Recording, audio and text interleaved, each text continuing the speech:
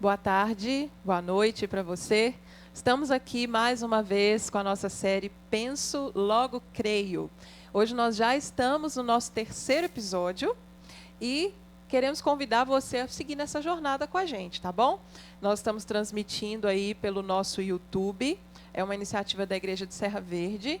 Então, se você ainda não está inscrito no nosso canal, se inscreva, ajude a gente a alcançar mais pessoas com os nossos conteúdos. E você que está assistindo aí, deixa o seu joinha também, porque ajuda a nossa série a ficar mais bem classificada e mais pessoas poderem ter acesso, tá bom? Compartilhe, convide pessoas a acompanhar com a gente. Nosso objetivo aqui é conversar mesmo, refletir a respeito da nossa caminhada cristã e pensar sobre. Por isso nós estamos fazendo aqui um contraponto com a filosofia. E aí, Camila, tudo bem com você? Tudo bem? Oi, pessoal. Que bom a gente estar aqui mais um dia, né? Mais um domingo, para refletirmos sobre a palavra de Deus, né? E o conhecimento desse mundo aqui como seres, não é? Vamos orar? Querido Deus que estás nos céus, muito obrigado, Senhor, pela oportunidade de estarmos juntos aqui nessa programação, onde o intuito é louvar e engrandecer o teu santo nome somente. Que o Senhor possa se fazer presente com cada um aqui que está nos acompanhando, conosco aqui, que teu Santo Espírito possa guiar as reflexões e que tudo possa ser para a honra e para a glória do teu nome. É isso que te pedimos e agradecemos com perdão dos nossos pecados, em nome de Jesus. Amém. E hoje, no nosso terceiro encontro, a gente tem uma participação muito especial, né? A nossa prata da casa aqui, a nossa estrela, né? O Tim, que hoje ele vai compartilhar conosco a parte musical. Pode ficar à vontade aí. Se achegue. Obrigado, gente.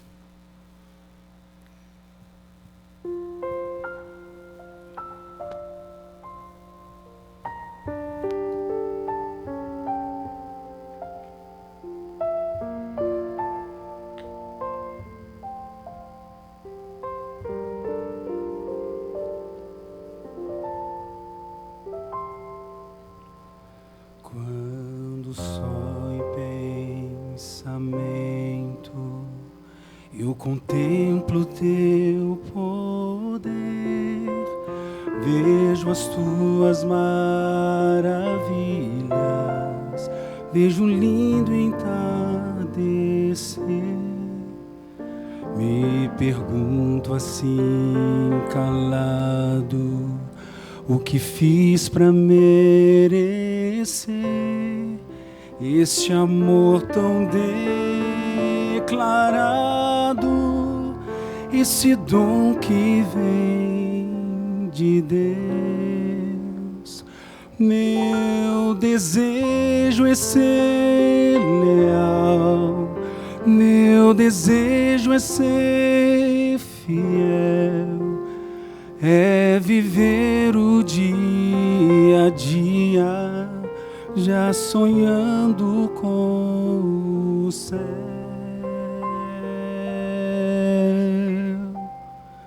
Se amigos meus me deixarem e do teu nome até zombarem, ainda assim eu não te deixarei.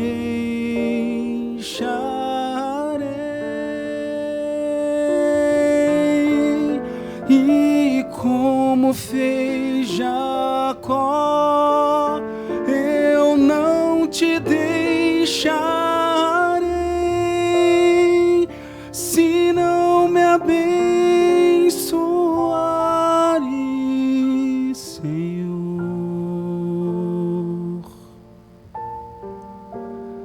Eu só vou poder dormir em paz e só vou descansar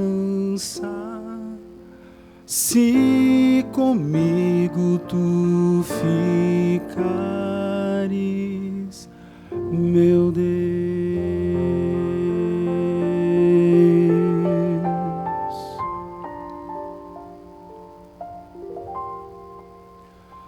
Só o brilho dos teus olhos é capaz de devolver a esperança já perdida, a vontade de viver. Só teu braço tão amigo é capaz de me envolver no calor do teu abrigo, onde posso me esconder. Meu desejo é ser leal, meu desejo é ser fiel, é viver o dia a dia, já sonhando com o céu.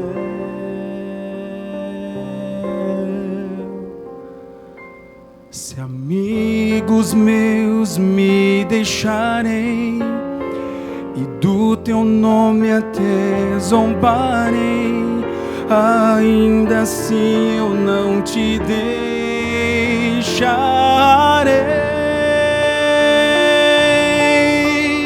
E como fez Jacó, eu não te deixarei, se não me abençoares, Senhor. Eu só vou poder dormir em paz e só vou descansar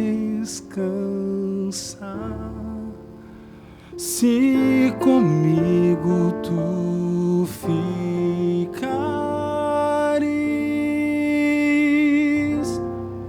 meu Deus.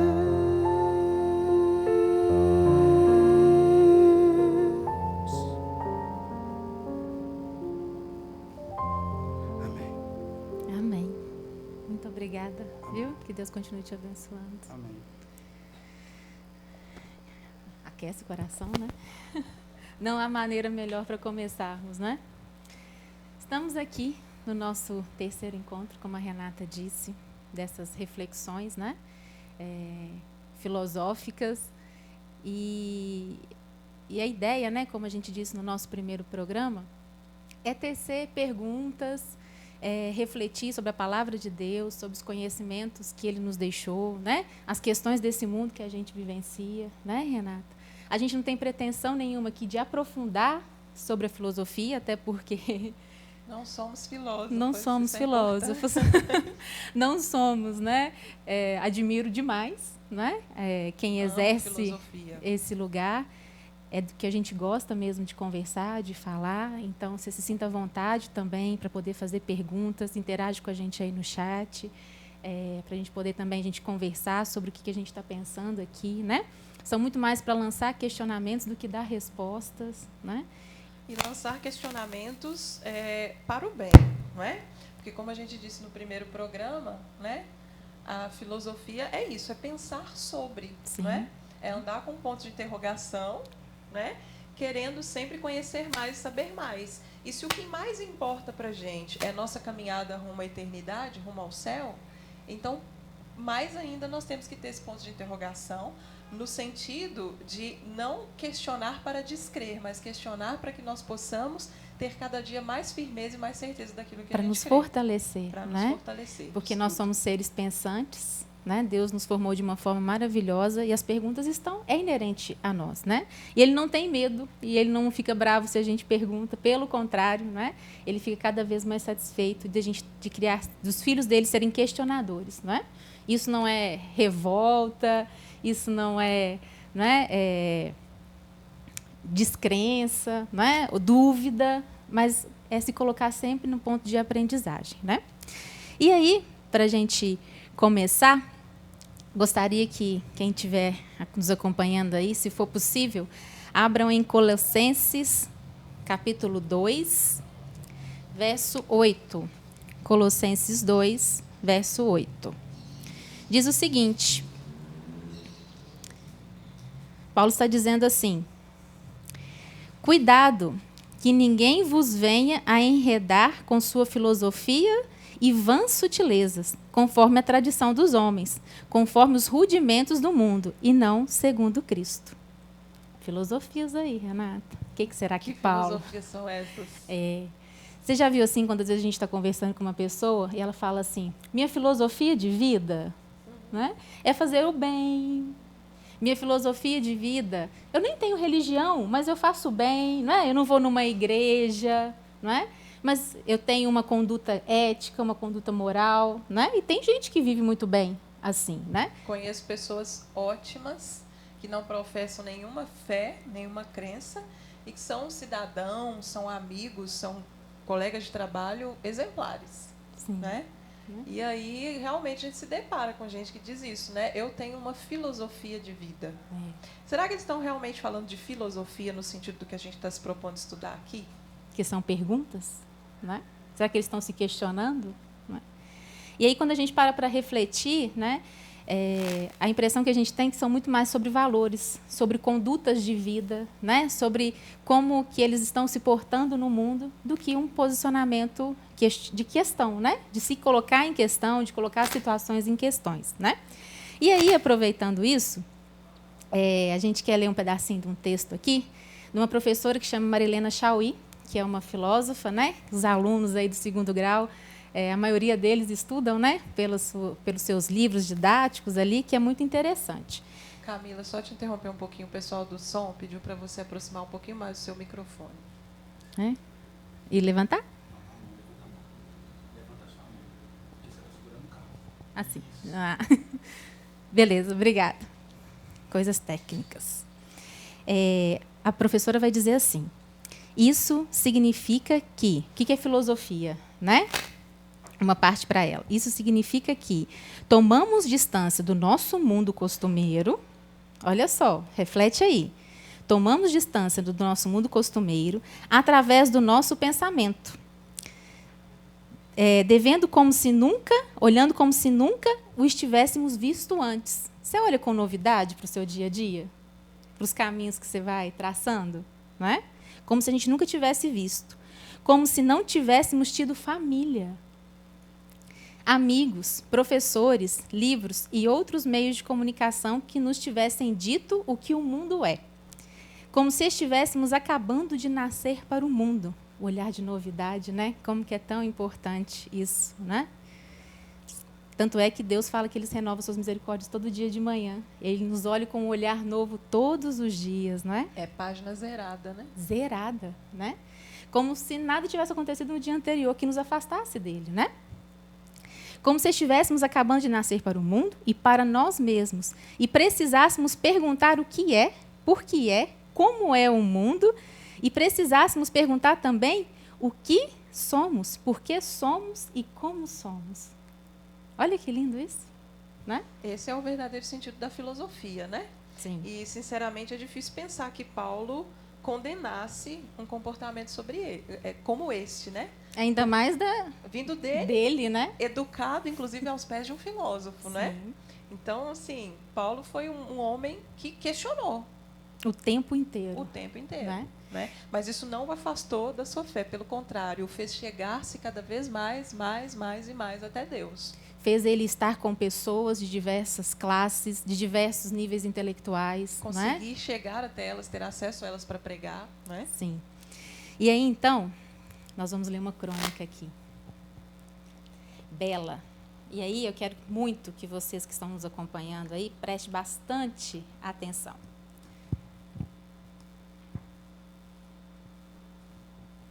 O livro é do Rubem Alves, Do Universo a Jabuticaba. A gente sempre está trazendo interlocuções aqui, né? Diz assim, uma conversa teológica entre pai e filho. O filho diz, papai, por que é que nós vamos à igreja? O pai responde, porque a igreja é a casa de Deus. Mas as igrejas são muitas, qual delas é a casa de Deus mesmo? Ninguém pode morar em muitas casas ao mesmo tempo. Aí o pai responde, Deus pode. Ele mora em todas as casas ao mesmo tempo. Ele mora inteiro em cada uma delas ou é só um pedaço? O filho pergunta. Não, Deus mora em todos os lugares. Também na lua e nas estrelas, e nas montanhas e nos desertos? Sim, também na lua e nas estrelas e nas montanhas e nos desertos. E na nossa casa, Deus mora lá também? Na nossa casa, Deus está sempre. Se Deus está sempre na nossa casa, na lua e nas estrelas e nas montanhas e nos desertos, então todo lugar é casa de Deus? Se todo lugar é casa de Deus, por que é necessário ir à igreja para encontrar Deus? Aí o pai responde: na igreja, Deus é mais poderoso. Então há lugares em que Deus é mais poderoso e outros lugares onde ele é menos poderoso? Sim, há lugares onde Deus é mais poderoso. Nos lugares onde Deus é mais poderoso, é mais fácil acontecer milagres. É por isso que as pessoas de fé fazem longas peregrinações a pé, a cavalo, de ônibus, de avião, aos lugares onde Deus é mais poderoso para receberem milagres. E aí o filho pergunta: é para receber milagres que as pessoas procuram Deus? Se Deus não fizesse milagres, as pessoas continuariam a procurar Deus? Bem, o pai está pensando. O Deus mais fraco, o filho diz, é mais fraco mesmo? Ele é mais fraco que o Deus mais forte? Então o Deus mais forte é mais Deus que o Deus mais fraco? Reza que se faz em casa é mais fraca? Deus atende menos? O pai pensando. O filho continua. O Deus mais fraco é tanto Deus quanto o Deus mais forte? Aí o pai responde: sim, ambos são Deus. Eu pensava que era mais forte, que Deus era mais forte sempre, igual na lua, na rua, na igreja, na casa, na favela, nas prisões. Deus está também nas prisões? O pai responde: Deus está em todo lugar, também nas prisões. Se Deus é tão forte e pode fazer tudo o que deseja, por que ele não faz os maus ficarem bons? Se Deus está junto com eles nas prisões, eles deveriam ficar bons. Aí o pai responde: isso eu não sei. O filho diz: eu gostaria que Deus estivesse com a mesma força em todos os lugares. Se Deus é todo poderoso e sabe todas as coisas, ele não poderia ter evitado o tsunami, os furacões, os terremotos, a corrupção? Vejo na televisão homens corruptos fazendo peregrinações. E o pai diz: filho, estou com fome. Vamos comer um hambúrguer com Coca-Cola? E aí? Bela reflexão, né? Excelente reflexão. Pode parecer que não tem nada a ver com a gente, né? Sim. Que é uma reflexão de um escritor, de um poeta, que inclusive, né, por várias vezes escreve, né, e faz o questionamento, ou diz assim: as pessoas me perguntam se eu creio em Deus. Uhum. Né? E ele dá respostas que, para ele, não tem ligação, conexão nenhuma com o cristianismo, mas que nos levam a refletir muito Sim. sobre o cristianismo. Né? E aí, esse diálogo de um filho com o pai, questionando a respeito do porquê ir à igreja, né? Eu acho que é um exemplo belíssimo do que as crianças fazem, né? E Deus Sim. nos diz que nós devemos nos tornar como crianças se quisermos entrar no reino dos céus. Né? A inocência, né? A inocência e essa capacidade, ou essa falta de medo de perguntar. Por quê? E de sempre perguntar. Não, para mim não foi suficiente, eu quero saber mais. E continua perguntando. Né? Então, eu acho que é interessante demais para a gente poder refletir sobre o que é o nosso propósito fazer aqui e sobre o que a gente, como cristão, tem que fazer na vida o tempo todo, a começar pelas nossas crianças. Né? Dar Sim. a elas essa vazão para perguntar e estar dispostos a responder, né? Não dando respostas evasivas, como porque é assim. Sempre foi assim. Porque sempre foi assim, porque eu aprendi assim. do meu pai e da minha mãe que era assim, eu estou ensinando para você assim. Né? Se não souber a resposta, vamos buscar junto? Não sei, filho, olha, nunca parei para pensar nisso, mas vamos procurar saber? Não ter medo de falar isso com os filhos, né? Porque às vezes muitos dos pais acham que eles vão demonstrar uma fraqueza, né? Quando você diz assim que você não sabe, mas que a gente pode procurar junto, né? Pai e mãe não tem toda a resposta do mundo, né? Ninguém sabe tudo sobre tudo, né? E aí, trazendo essa reflexão para o nosso contexto religioso, né? Como que é importante a gente se perguntar: por que a gente escolheu essa religião? Por que a gente professa essa fé? Por que a gente vem a essa igreja? Né? Por que os ritos que a gente faz é tão importante? Né?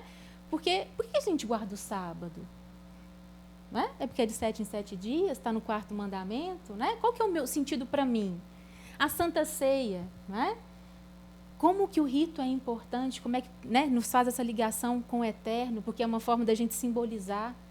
Né? Então, assim, a gente perguntar o porquê, entender, a gente vai vivenciar essas experiências de uma forma, adorar o Senhor de uma forma muito mais plena, né? Em espírito e em verdade, né? Porque a gente está ali questionando, a gente está perguntando para Deus, né? Como antigamente a expiação no santuário, né? Fazia sentido, né? Os ritos no santuário, Sim, né? Tinham todo sim. sentido. E depois foi se transformando, né? Assim, Jesus veio e aquilo não precisou mais. Ele foi trazendo outro significado. E a gente precisa de ir progredindo também em sabedoria, né? Sim. E isso faz a gente passar para algumas questões da nossa fé, né? E que o nosso objetivo hoje é refletir um pouquinho sobre elas com os filósofos que a gente escolheu falar hoje, né? Como, por exemplo, de onde veio a ideia de que o corpo é mau e a alma é boa? Será? De onde veio, né? A gente precisa refletir a respeito disso. Você lembra de mais perguntas que a gente pode se fazer assim e pensar de onde veio essas concepções que a gente tem hoje tão arraigadas assim? Como, por exemplo, a felicidade para o cristão. Ela realmente não é possível aqui nesse mundo? Aqui Sabe? é só pesar? Aqui é só sofrimento, é só tragédia, é só tristeza, é só prova mesmo, é só Aqui luta. é sacrificar o corpo, não é? É subjugar o corpo, é não achar beleza em nada. Não é? E aí a gente se esquece da Bíblia, né? Quando a gente começa a se perguntar e a dizer assim, onde está a felicidade? Né? A gente vive num mundo que é de pecado. Tem dor? Todos os dias, né? Todos os dias a gente se depara com vários, como eu gosto de dizer, de insuportáveis mesmo. Porque se a gente pensar, é do campo assim, do irracional as coisas que a gente às vezes tem que lidar, que a gente nunca imaginou que vivenciaria na pele, né? Isso em meio a essa vida aqui, né? Que o Senhor prometeu que ela seria abundante. Porque quando eu penso no céu, Plena, né? quando eu penso no céu, céu, eternidade, para mim já é sinônimo de abundância e de plenitude, né? Lá é o significado disso, né? Mas se Deus diz que aqui a gente poderia ter vida e vida em abundância, né? Então eu começo a questionar que lugar que é os meus pensamentos, que lugar que é o meu corpo, o que eu preciso, né? Para que a gente está no mundo pelo corpo, a gente vivencia as experiências no corpo, né? Então, como é que eu preciso de me situar por completo para eu poder viver essas questões com o eterno, né? E é por isso, e também retomando uma fala do Felipe Anunciação, que teve com a gente domingo passado, se você não assistiu o 2º episódio, assista. O Felipe é músico e é mestre em filosofia, então ele trouxe para a gente uma linha do tempo mesmo da relação entre ciência e religião. Foi muito interessante e deu uma amplitude para a gente e trouxe mais certeza de que faz sentido fazer o que a gente está fazendo aqui, né? E o Felipe, em determinado ponto da fala dele, ele mencionou, né, o cristianismo aristotélico e o cristianismo platônico, fazendo ali um contraponto entre aquele jeito de adorar muito efusivo e muito emocional e um jeito de adorar um pouco mais contido, mais puxando pela razão, comedido, moderado, né? E aí então ele citou esses dois filósofos como aqueles que deram base para essas duas linhas de pensamento. E a gente foi em busca essa semana, né? Para tentar entender. Vamos filosofar, né? Vamos filosofar. A gente foi buscar entender por que dessa diferença e como é que o pensamento desses dois filósofos influenciou no cristianismo dessa maneira, né? E aí a gente escolheu como tema para o nosso, como é que eu posso dizer, linha mestra para o nosso estudo de hoje, uma frase interessante do Santo Agostinho. Muito, né? linda. Linda, linda, linda, que bebeu da fonte Platão para poder escrever, né? Escrever a teologia, né? A filosofia cristã dele, né? E aí essa frase dele, ele diz: compreender para crer, crer para compreender. Né? Olha só que interessante, né? Então, crença e compreensão, entendimento, conhecimento caminhando juntos, né? São pressupostos, né? Isso. E por que a filosofia veio para dentro da religião, né? mais do que ser um conhecimento, uma área de conhecimento, a teologia é uma área de conhecimento, né, Camila? Houve também uma necessidade muito grande de a religião desenvolver uma base intelectual para que ela pudesse alcançar as pessoas, né? E então os primeiros filósofos da igreja, vamos dizer assim, né, na igreja, principalmente na igreja apostólica romana, né, eles então se voltaram para a filosofia, que era um conhecimento já estabelecido, né, dos gregos e dos romanos, para então poderem criar uma base conceitual para a religião, para que ele não fosse só aquela coisa do etéreo e de você acredita e pronto, acabou. Eles foram buscar nesses filósofos razões e embasamento científico, intelectual, para poder então justificar a crença, a fé. E foi isso que, especialmente, né, quando diz respeito a Platão e Aristóteles, Agostinho fez com relação a Platão e São Tomás de Aquino fez em relação a Aristóteles.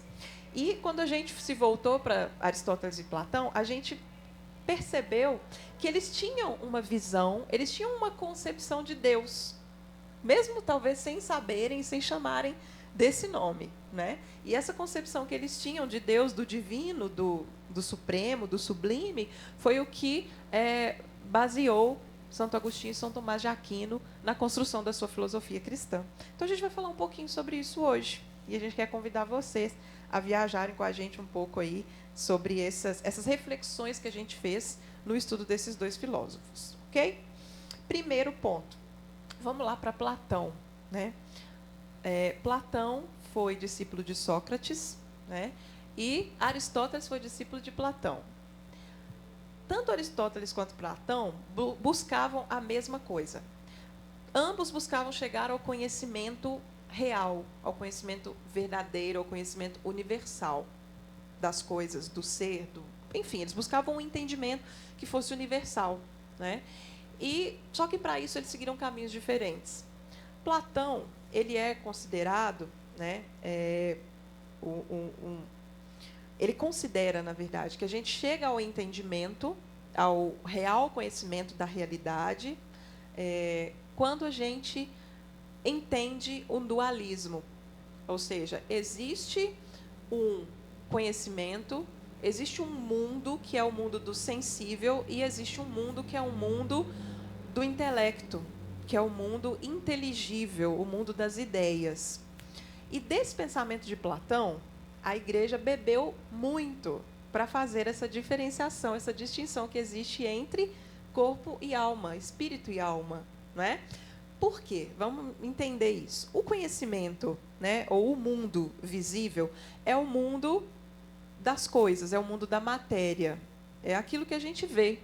E para Platão, esse mundo que a gente vê é mera representação da realidade verdadeira.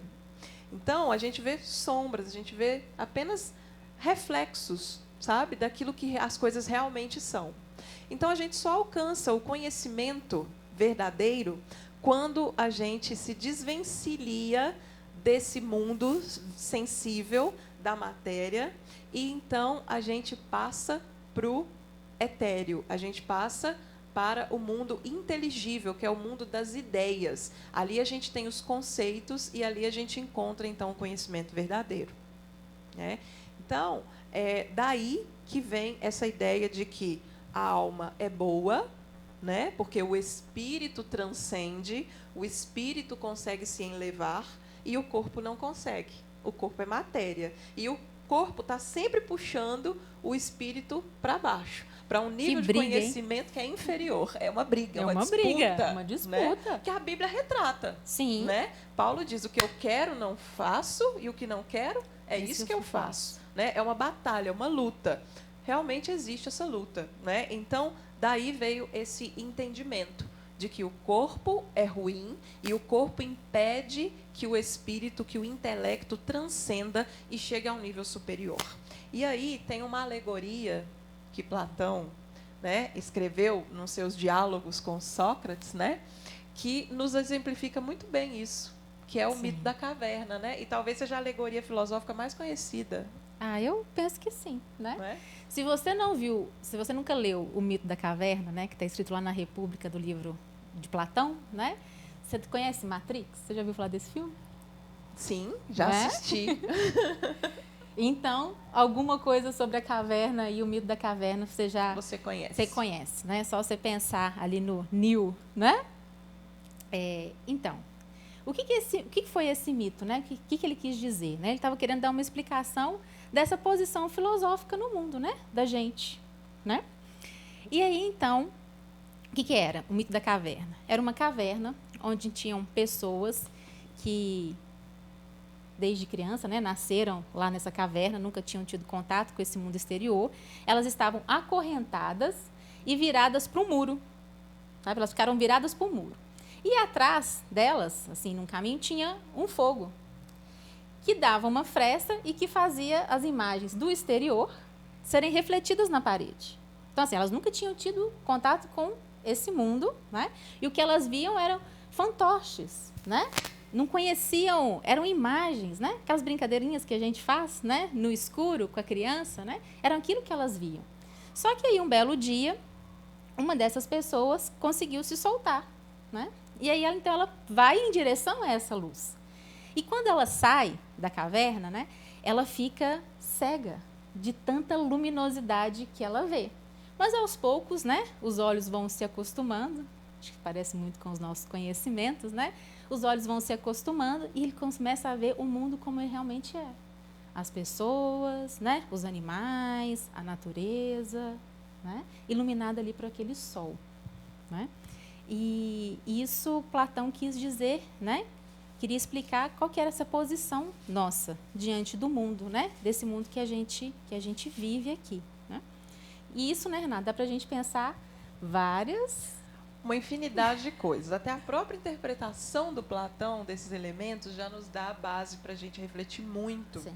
E trazer uma aplicação para a nossa vida cristã, vida prática, inclusive, né? Como, por exemplo, ele fala de cada elemento ali, né? Sim. As sombras que os indivíduos viam ali projetadas na parede. O que elas significam para a gente, né? As sombras, elas são aquele conhecimento sensível. É o mundo sensível para Platão, que é o quê? É o mundo das representações.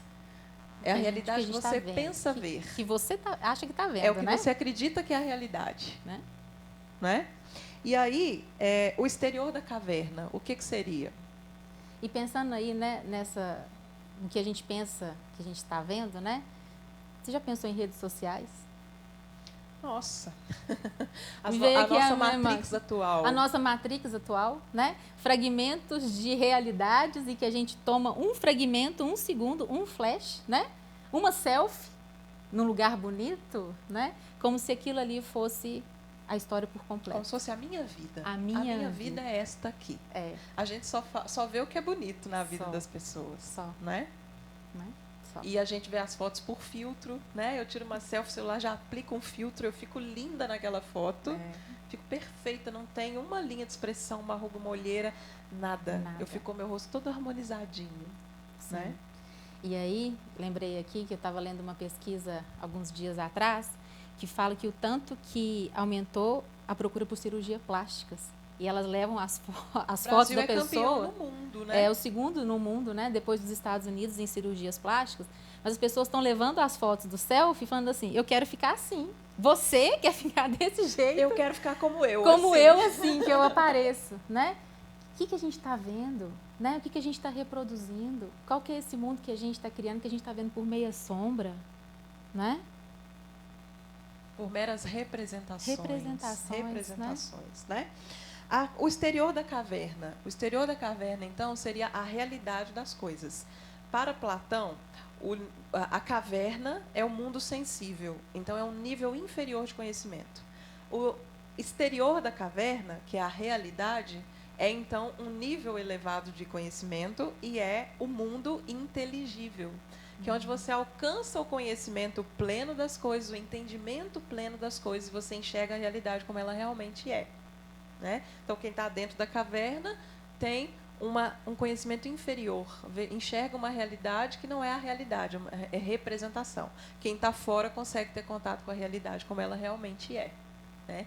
E aí tem outros dois elementos que são muito interessantes, e principalmente para a gente na vida cristã.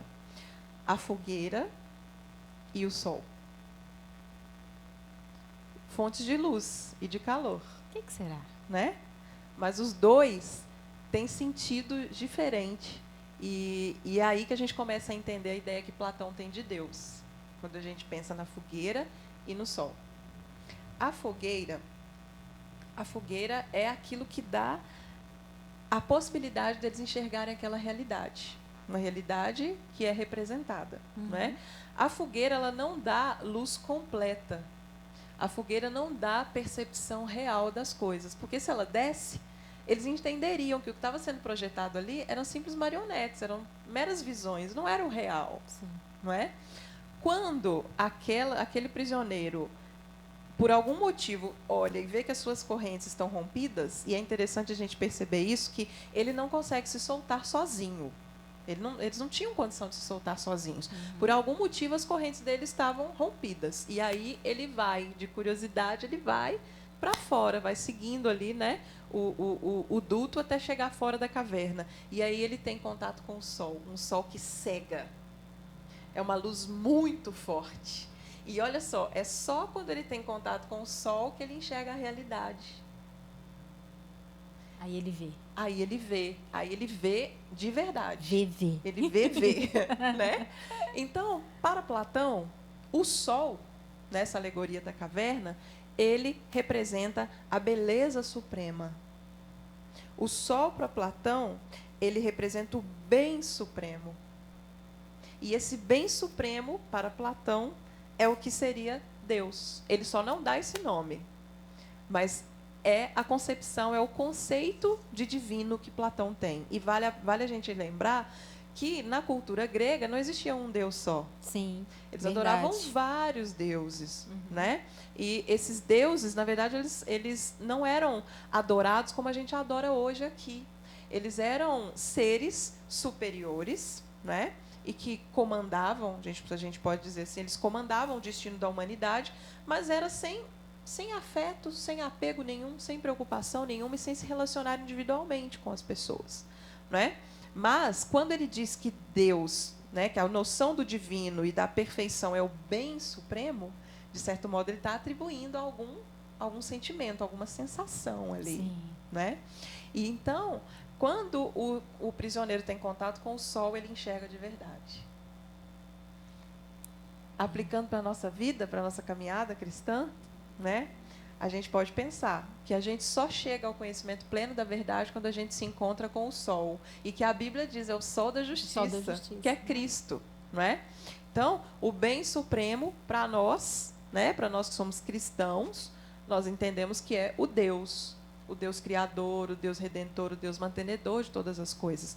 Numa cultura como a cultura grega, eles não tinham essa concepção e essa percepção, mas eles tinham um entendimento de que havia algo supremo e perfeito. É essa interlocução que a gente quer fazer, né? É exatamente isso que a gente quer pensar, trazer esses conhecimentos dialogando com a palavra. Exatamente. Né? Mostrando que o nosso conhecimento vai crescendo a partir de quanto mais pertinho a gente fica perto de Jesus, né? Quanto mais perto a gente se aproxima de Deus. Quanto mais a gente busca o sol. O sol que vai iluminar os nossos caminhos, né? E ele está aí para nós. Está disponível. Está disponível, né? E aquelas correntes, ele já soltou. Ele já nos libertou. Né? Ele já nos libertou na cruz. A gente foi liberto dessas correntes. E a gente tem acesso agora a perguntas, né? A questionamentos, a crescer em estatura e graça, né? A entendimento, a dar um passo cada vez maior, porque é assim que é a nossa caminhada cristã, né? Sim. A gente precisa de ir se aprofundando, né?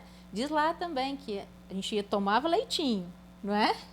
A gente começa tomando um leitinho, mas depois a gente precisa de alimento sólido, consistente, né? E isso vai fazendo a gente se aproximar cada vez mais de Deus, a entender o plano de salvação, a entender esse mundo que está padecendo, como faz a gente olhar para o outro com mais amor, com mais ternura, com mais entendimento, né? Entendendo que cada um tem um percurso, de uma trajetória, de um saber da vida e um saber de si próprio, né? Porque o que mais eu acho precioso nessa caminhada, Renata, é que Deus nos convida a conhecer a nós mesmos. Ele instituiu uma igreja que a gente acredita, a gente tem a Bíblia como guia, a gente tem os mandamentos, os ritos que nos fazem também entender desse plano, que é uma forma didática do Senhor nos mostrar o que Ele quer para a nossa vida, para fazer a gente se lembrar, porque a gente é tão esparramadinho que a gente se esquece das coisas muito fáceis, precisa de limite, de controle, e não um controle que é cego, mas um controle assim, me pergunta e escolhe então. Você pode ter esses caminhos aqui, eu estou te oferecendo esse que você vai andar com mais segurança, Enquanto mais a gente chega perto de Deus, mais iluminado fica e mais a gente tem discernimento, do que a gente precisa, qual caminho a gente deve tomar. Isso é muito lindo. Exatamente. Muito lindo. E olha só, eu me lembro de Paulo, quando ele, buscando evangelizar, ali na Grécia, se não me engano, em Atena, ele faz o reconhecimento do lugar, passeia, observa, e então ele vê um monumento, alguma coisa erguida ao Deus desconhecido. Ao Deus desconhecido. E aí, no seu discurso para aquele povo, na abordagem que ele faz, para dar liga com eles, e para se comunicar, se aproximar deles, para fazer com que o evangelho se aproximasse deles, ele diz: está vendo esse Deus aqui, esse Deus desconhecido que vocês dizem adorar?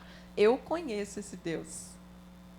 Isso já estava no imaginário coletivo já daquele. Estava. E todos os povos, uma vez eu tive a oportunidade de visitar uma exposição no Espaço do Conhecimento da UFMG, que mostrava exatamente isso. Cada povo tem o seu mito de início das coisas. Sim. E em cada um desses mitos, sempre tem uma figura que é aquela figura suprema. E é a figura que faz com que tudo comece a acontecer. A ideia do divino, a ideia de Deus, está presente em todas as culturas, em todos os povos. Não é? Só que a gente que conhece esse Deus sabe dar nome. Não é? E aí, quando a gente se volta para escritores como os filósofos, a gente tem condição de reter aquilo que é bom e aquilo que eles podem contribuir para formular ou para ajudar-nos a chegar a esse livro aqui, com mais propriedade. A entender melhor. Até porque eles escreveram num contexto de uma cultura que faz parte dos escritos bíblicos, da cultura grega. Então, a gente chegar até eles só tende a contribuir para a gente. E mais do que isso, eu me lembrei também de outros textos da Bíblia que nos ajudam muito aí, ou que nos levam, o mito da caverna nos aproxima deles. Quando a gente pensa na fogueira e nas representações, e pensa na realidade, e na luz do sol nos atingindo, eu me lembrei de 1 Coríntios 13, quando Paulo escreve sobre o amor. E aí, lá no finalzinho, ele diz assim, no versículo 12: porque agora vemos como um espelho obscuramente, então veremos face a face. Agora conheço em parte, então conhecerei como também sou conhecido. Olha só. E ele não estava falando aqui só do nosso encontro final com Jesus quando ele voltar. Ele está falando daquilo que é a trajetória, que é a jornada, que é a senda de todo cristão. É o conhecer cada vez mais, é o chegar cada vez mais perto e ser cada dia mais irradiado pela luz do sol, que é a verdade. E aprimorando Cristo, o nosso caráter, Porque é ele que a gente vai levar para o céu. Eu acho que Deus chama a gente para um protagonismo da nossa vida, Renata, Ele nos dotou aí, você de casa, de uma capacidade, como eu gosto sempre de frisar, esse intelectual fantástica, que ele nos chama a um protagonismo e nos dá uma liberdade, para a gente poder conhecer, e no céu a gente vai crescer, continuar conhecendo, No primeiro dia a gente falou isso, não vai parar. O aprendizado é contínuo. É contínuo, então assim, isso é para a gente aprimorar o nosso caráter, Conhecimento faz a gente se conhecer mais, a gente se perceber mais nesse mundo para estar desfrutando da eternidade ao lado de Jesus. Sim, e um outro texto está lá em Colossenses capítulo 2, versículo 17, em que ele escreve também: porque tudo isso tem sido sombra das coisas que haviam de vir, porém o corpo é de Cristo. E aí, no verso 16, ele está falando sobre o cerimonialismo. O trecho tem esse título, Cerimonialismo, sombra das coisas futuras. E no verso 16 ele diz, ninguém, pois, vos julgue por causa de comida e bebida, ou dia de festa, ou lua nova, ou sábados, porque tudo isso tem sido sombra das coisas que haviam de vir, porém o corpo é de Cristo. Né? Então, o que Paulo estava querendo dizer aqui? Não é importante observar o sábado? Não é importante cuidar com aquilo que eu como? Não é importante guardar os mandamentos? Obviamente que é. Mas o que a gente disse aqui no comecinho, né? O que a gente tem aqui hoje, no nosso contexto religioso, né? No nosso dia a dia como igreja, na nossa liturgia, enfim, são meras representações. São meras sombras daquilo que virá. Né? E tudo aponta para Deus. Vai além do rito. Vai além, né? Do rito. O rito em si não deve prender nossa atenção, nossas emoções. O rito é aquilo que nos aponta para Cristo. Muitas vezes a gente fica apegado nisso. E aí a gente falou aqui das cavernas modernas, né? Na questão estética, né? Na questão dos avatares, das redes sociais e tudo mais, mas no nosso contexto como cristãos, nós também temos cavernas que nos aprisionam e que nos fixam tanto naquelas representações que a gente acha que aquilo é o que realmente importa. Né? Nossas tradições, os nossos costumes. Né? A gente toma um costume, né? Tem coisas que aqui no Brasil a gente faz que na África não se faz, né? Como igreja, é diferente, né? Nos vários lugares do mundo. Porque Deus respeita a singularidade, né? E a nossa trajetória como cultura, isso também é importante, né? Nos dá uma identidade como povo, né? Como somos adventistas brasileiros de Belo Horizonte e fazemos coisas diferentes dos adventistas brasileiros do Sul, né? Então, assim, isso é muito importante a gente parar para refletir, para não transformar costume em regra. Né? E não tomar o costume por aquilo que é fim. Ele é, na verdade, um meio. Só meio. Os ritos são um meio. São importantes? São. Participar da Santa Ceia é importante. Eu me batizar, descer as águas e renascer como nova criatura, aquilo tem um significado belíssimo, maravilhoso, importante. Né? Todos os ritos que nós temos... Quando a gente se coloca com perspectiva nele, né? Quando eu como o pão, quando eu bebo o suco, né? Quando eu desço as águas, eu preciso de mastigar e introjetar aquilo na minha vida. Isso, né? Exatamente. Eu preciso de chegar para você, se eu tiver alguma desavença, né? E conversar para me parar as nossas arestas, né? Para a gente poder seguir firme, porque a gente está junto é para facilitar, né? Eu penso que Deus colocou a gente juntinho que é para facilitar o caminho. É isso. A gente é facilitador. A gente não pode ser pedra de tropeço, né? Não pode ser, né? A gente está para facilitar mesmo o caminho, né? E às vezes a gente pega em tanto detalhe, né? Que não faz a diferença e transforma aquilo ali como se fosse mais um mandamento, se a gente pudesse. Exatamente. Né? Então, resumindo, né? Fazendo um resumo da ópera sobre Platão, né? O que ele dizia e que, de certo modo, a igreja se apropriou é que o corpo é o túmulo da alma. Não a deixa ultrapassar o mundo das aparências ilusórias, ou seja, né, das representações. Ele o faz voltar às lembranças adormecidas. Então, é aquela luta de Paulo, né? O tempo todo. A carne é pecado. E aí eu preciso subjugar a carne, eu preciso lutar contra a carne para que eu possa, então, deixar o espírito, né, o espírito se sobrepor e alcançar Deus. Esse é o resumo aí de Platão. E quando ele fala do mundo das ideias, né, aí a gente vem para aquela coisa do cristianismo platônico, além dessa questão do dualismo, né, a gente chega também nessa coisa do nível do contemplativo, né, da coisa assim da emoção e tudo mais, né? Então, por isso que o Felipe trouxe aqui essa diferença para a gente no domingo passado, né? Se você não viu, está chegando hoje. E o cristianismo aristotélico, muito dá uma olhadinha lá. Muito bacana. E aí a gente chega no segundo filósofo da questão, Aristóteles. Aristóteles foi discípulo de Platão, como eu disse aqui, e ele criticou as ideias do seu mestre. E dizem que o discípulo bom, o aluno bom é aquele que supera o mestre, né? Então, acho que ele cumpriu com esse papel. Aristóteles traz para a gente um ponto, assim, dizendo, não, o que Platão está dizendo não procede, não. como assim? Não, eu concordo. Concordo que existe o mundo, né, material, o mundo das coisas, o mundo do sensível, o conhecimento sensível, e existe o mundo do intelecto, o mundo, né, das ideias. Mas esses dois, o conhecimento sensível e o conhecimento racional, que ele chamou de conhecimento racional, embora sejam diferentes, eles são interdependentes. Eles não podem existir separadamente. Não podem. E a frase de Aristóteles que melhor resume isso é o que ele diz: nada há no intelecto que não tenha passado primeiro pelos sentidos.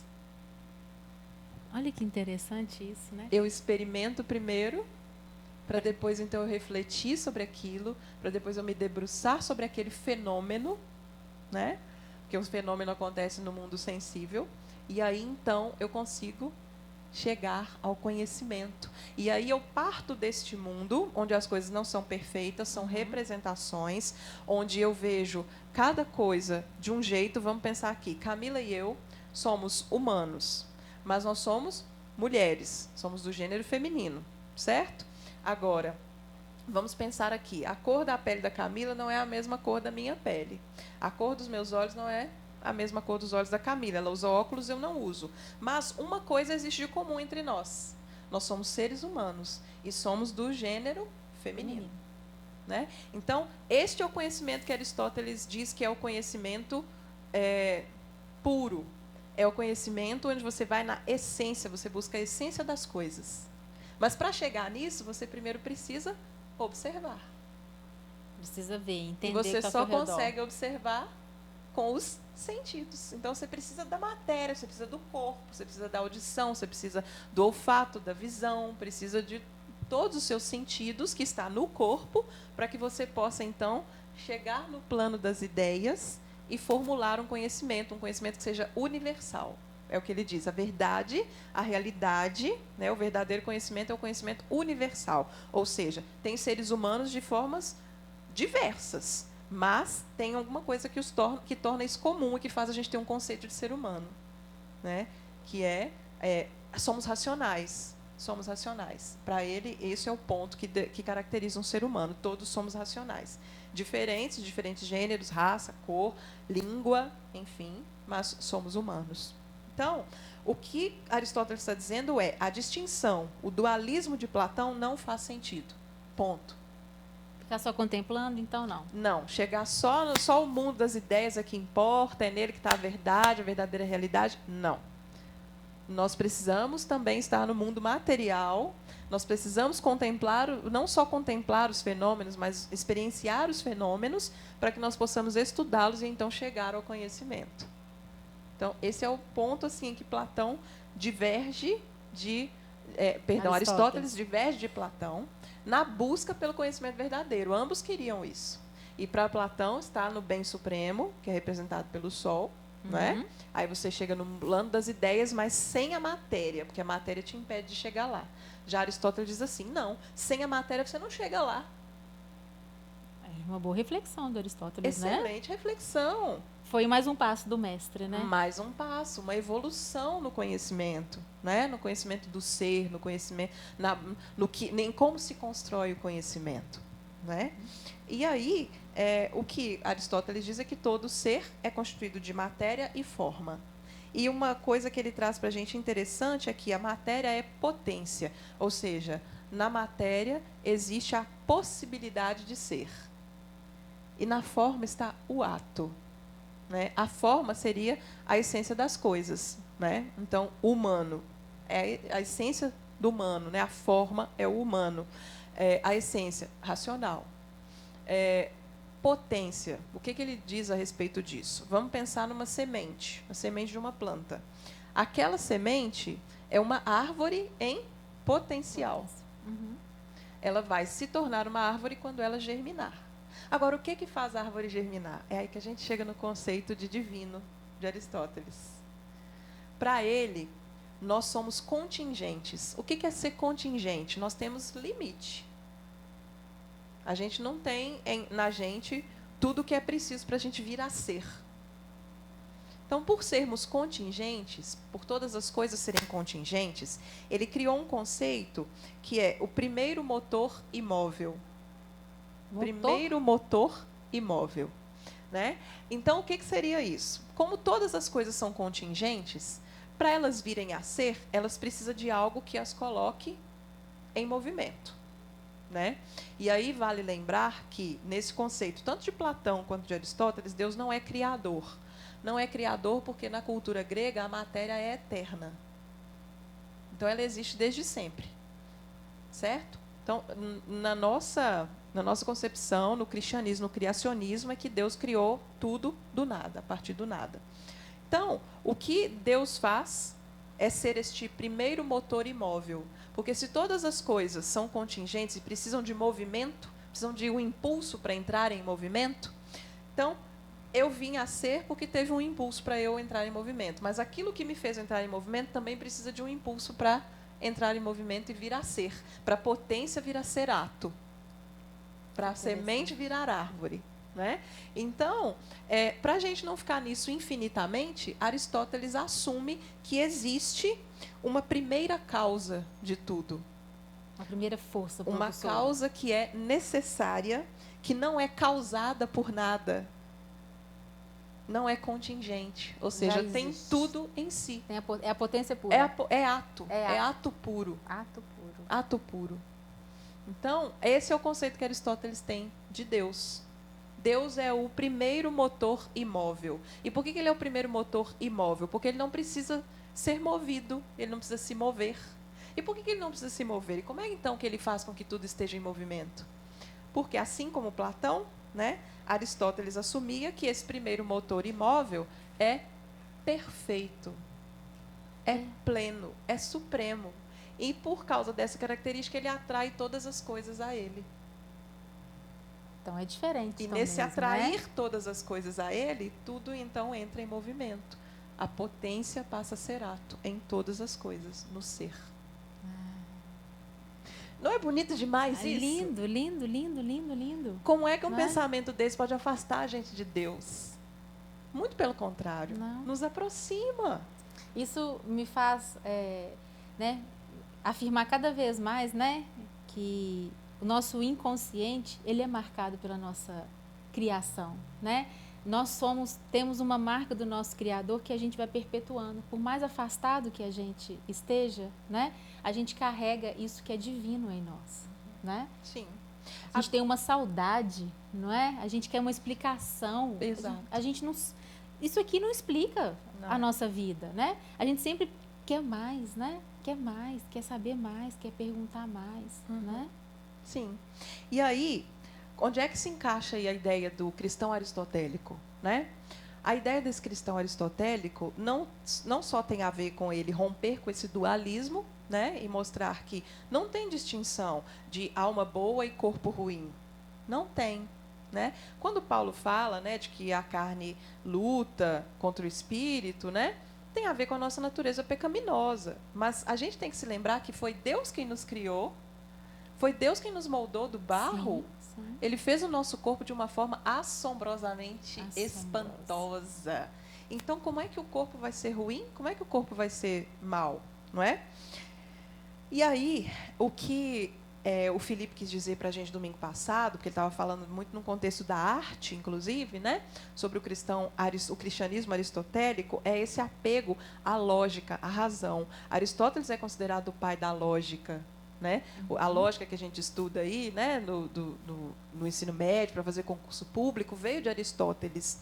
Então, Aristóteles tem apego à razão, à lógica. Né? Então, para ele, nada de vamos só transcender, não. É aqui, ó, aqui no mundo dos fenômenos está a explicação das coisas também. Né? E aí, quando ele diz que Deus não é criador, ele, então, está dizendo que Deus é puro pensamento. Deus é só intelecto. Intelecto. Deus não é emoção. Deus não ama, Deus não se relaciona individualmente com os seres, porque se ele fizesse isso, ele se tornaria vulnerável e ele não poderia ser o primeiro motor imóvel. ele perderia a sua característica, a sua essência de supremo, de superior. Daí vem esse conceito que o Felipe falou para a gente, do cristianismo aristotélico, aquele apego tremendo à razão, né? Aquela coisa assim, nossa, se eu levantar minhas mãos aqui na hora que eu canto, levanto as mãos, toque minhas mãos, eu vou estar sendo, sei lá, vou estar sendo irreverente. Irreverente. Vou estar sendo irreverente. Não vou estar né? adorando, Eu sinto né? é aqui só. Eu não posso demonstrar. Né? Essa coisa muito eufórica, essa adoração muito efusiva, não, isso não faz parte do nosso estilo de adoração. Isso veio da herança aristotélica. Tem que conter muito, né? A gente tem que ser contido. Tem que que, ser ó, contido. Conter muito. É. É uma luta, aí vai vir uma luta mesmo, Aí é que né? vira luta, né? Da Quando a gente vai carne. negando, né? Exatamente. Né? Mas o cristianismo, na verdade, é o quê? É razão, mas também é emoção. Sim. E Deus é Deus que ama, é Deus presente. Está aí a graça para mostrar isso, a cruz para mostrar isso para a gente. Né? Mas lembrando, eles escreveram numa cultura muito diferente Sim. da nossa. Né? Não, eles não têm raízes cristãs e o entendimento do divino como nós temos. Certo? Então, é por aí. Esse conceito de Deus em Platão e Aristóteles. Muito interessante. E o beber dessas fontes aí trazem algumas explicações para a gente do porquê que a gente é do jeito que é, porquê que a gente adora do jeito que a gente adora. O né? que vai passando, né, na nossa sociedade, por que a gente nossa tem cultura. esses pensamentos, esse imaginário, né, de que algumas coisas são muito ruins, né? Então é por aí. E eu espero que você tenha conseguido captar aí a ideia de hoje. Então, Renata, de tudo isso, né, que você trouxe aí para a gente de uma forma tão leve, né, conhecimentos tão profundos assim, né, e que a gente também não é a nossa intenção, né, assim, aprofundar, Não. né, é refletir mesmo disso É. que é de mais importante em cada um, né, da ideia central. Fiquei pensando aqui que então a gente precisa de olhar para tudo isso e trazer para a nossa vida de uma forma equilibrada. Equilíbrio é o Né? ponto. É o Eu ponto. acho que a gente precisa, assim, cada vez mais ter parcimônia, né? Mas cada vez mais ter olhar afetuoso para quem adora de uma maneira diferente, Sim. né? Para quem foi criado num contexto diferente, para a gente olhar para a nossa vida, né? E ver que a nossa cultura da nossa família, porque isso também conta muito, né? Então, assim, eu fui criada, às vezes, cantando de uma forma né? E outro irmão que veio de uma outra denominação, que tinha Não um o jeito outro dele não aspecto. está errado só porque não é como eu faço. Não, é isso, né? Não A gente é? precisa de olhar para o outro, né? Acho que é isso que a filosofia faz com a gente, né? Faz a gente instigar, a gente perguntar como a gente foi atrás, né? Porque a gente achou tão interessante a mensagem do Felipe na semana passada. Faz a gente perguntar, faz a gente esquadrinhar, se colocar em perspectiva, né? E entender que o nosso corpo é realmente templo. E eu quero encerrar com esse trecho. Né? Lá em 1 Coríntios 6, Paulo diz para a gente isso. Acaso não sabeis que o vosso corpo é santuário do Espírito Santo, que está em vós, o qual tendes da parte de Deus e que não sois de vós mesmos? Porque fostes comprados por preço. Agora glorificai a Deus no vosso corpo. O corpo não é mau, o corpo é templo do Espírito. Sim. E entendendo isso, eu passo a me cuidar. Eu cuido da minha saúde, eu cuido do meu sono, eu me alimento bem, eu faço atividade física, eu vou regularmente ao médico, faço os meus check-ups. Me relaciono. Né? Eu me relaciono, porque é pelo corpo. Né? Então, que a gente possa entender isso e buscar esse equilíbrio, porque a religião não é só razão, ela é emoção também. Né? Realmente, nós temos uma natureza que é pecaminosa. Nós precisamos lutar contra ela. Sim. Mas não é esquecendo do corpo. A gente Aqui precisa... tem abundância, né? Sim, Tem vida abundância plena de vida, sentido. né? Porque no mundo tereis aflições, né? Mas também tem vida abundância, porque às vezes a gente vira essa lógica, né? E a gente acha que para estar perto de Jesus, para perto de Deus, a gente tem que sofrer. O inimigo tem que perturbar a gente até a gente não aguentar mais, né? E cadê a plenitude, né? É no meio de todos os insuportáveis ter esperança, ter vida, ter alegria, ter felicidade, né? Exatamente. É isso. É o que a gente quer deixar para você aqui, que foi o fruto das nossas reflexões. E aí no chat você pode ir dizendo para a gente o que você acha, o que você pensa também, certo? Para a gente ir construindo conhecimento junto, né? E aí, para a gente poder encerrar e encerrar bem, né?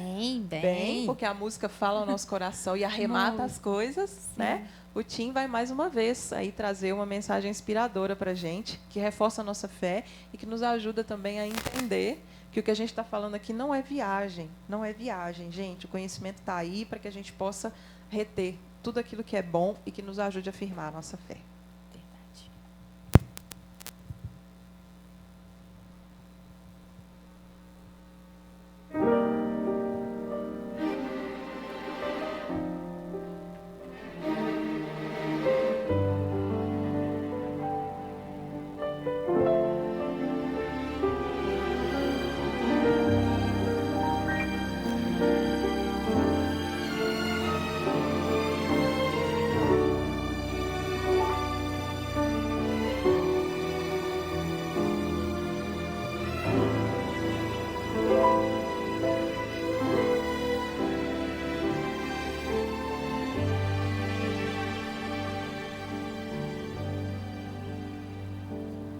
Crucificado com Jesus, já não sou mais eu quem vive, mas Cristo vive em mim.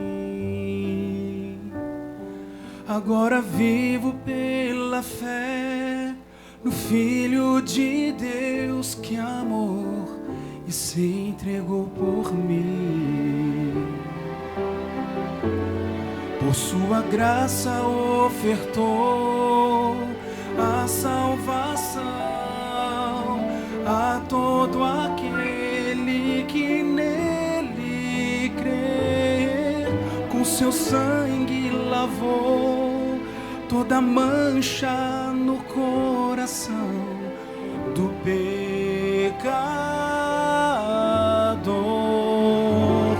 E eu sei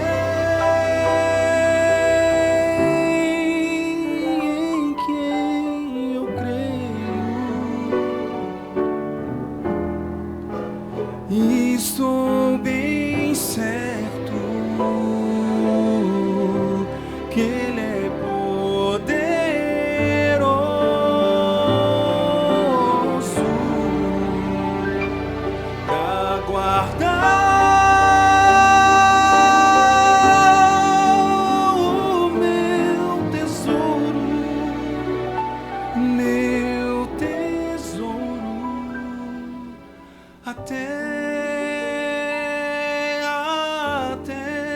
o fim chegar.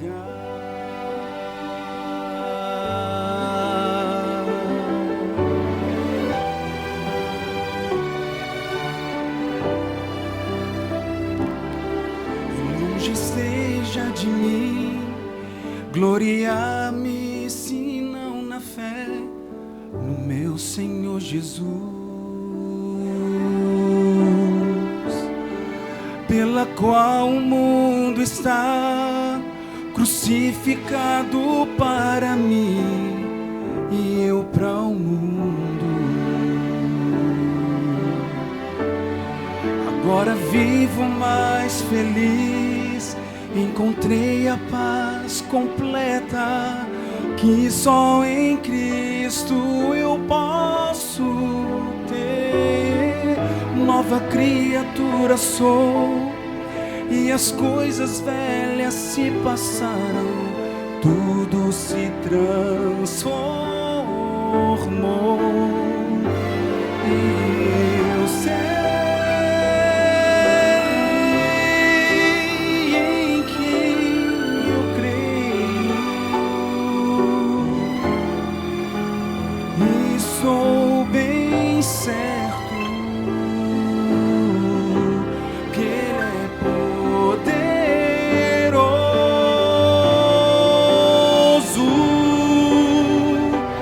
pra guardar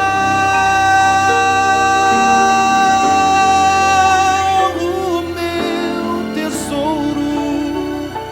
meu tesouro até o fim chegar.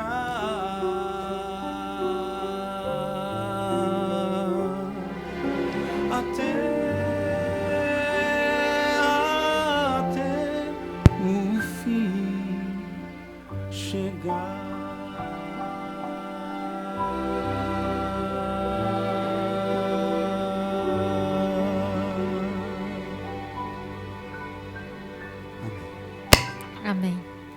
Vocês sabem quem tem crido? Quem que você tem crido? Que Deus é esse, não é? E para a gente fechar, gostaria que você lesse Romanos 12, versos 2. E não vos conformeis com este século, mas transformai-vos pela renovação da vossa mente, para que experimenteis qual seja a boa, agradável e perfeita vontade de Deus. Transformar a mente é dar lugar para o conhecimento, é dar lugar para o estudo, é se renovar, é aceitar as misericórdias de Deus, que elas se renovam todos os dias, é ter vida aqui em abundância, para a gente servir cada vez mais ao nosso Senhor de uma forma plena, conviver melhor uns com os outros, né? Aparar o nosso caráter até no céu. Nosso tesouro está guardado. Amém por isso, né? Vamos orar? Senhor, muito obrigada, porque nós temos um conhecimento do Senhor, um conhecimento que nos faz saber que Tu és Deus presente, és Deus que ama, é Deus que se relaciona conosco, é Deus que vai em busca, que vai atrás de suas criaturas. E muito obrigada também, porque o Senhor inspirou homens que, mesmo sem ter este conhecimento de Ti, mesmo só pensando na ideia do Deus desconhecido, foram capazes de trazer para nós reflexões tão importantes e tão poderosas, de que o Senhor é a beleza suprema, o Senhor é o bem supremo, o Senhor é aquele que é a causa de todas as coisas, o Senhor tem um propósito para a vida de cada um e organiza o mundo. Muito obrigada por isso, por nós termos acesso a esse conhecimento e por ele só acrescentar na nossa vida como cristãos. Obrigada pela oportunidade dessas reflexões, que o Senhor possa caminhar conosco nesta semana e que o Senhor possa nos incentivar, nos motivar cada vez mais a, com tudo que temos, buscar o conhecimento sobre Ti, pois é isso que o Senhor deseja, arrazoar conosco e nos ajudar a ter cada dia mais e mais certeza, mais razão para a nossa fé. Em nome de Jesus nós te oramos e agradecemos. Amém. Uma boa semana para você, que Deus te abençoe. E que você possa ir curtir, compartilhar, convidar pessoas a se inscreverem no nosso canal. E a gente tem aí no próximo domingo mais um encontro. Sim. Fica com Deus. Tchau, tchau. Deus abençoe.